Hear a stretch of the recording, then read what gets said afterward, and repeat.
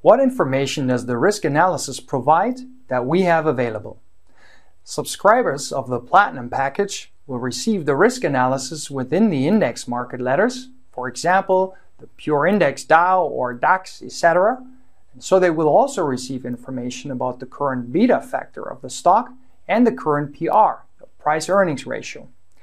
Thereafter, the pure bond share PE ratio is calculated, which is determined from the current PE and the return PE. This provides you with information about the profit-earnings ratio compared to the government bond market. The beta factor.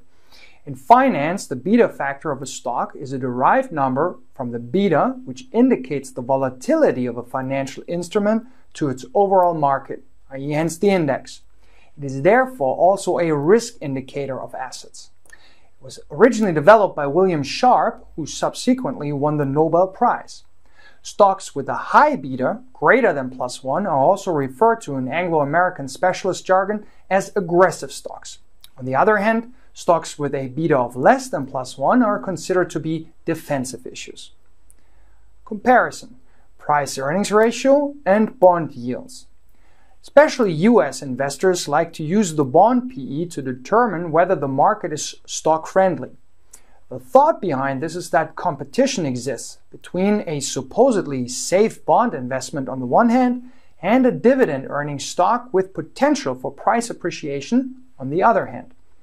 Now, if the interest rate level of the bond is attractive, then it will be more difficult for the stock to actually attract the attention of investors.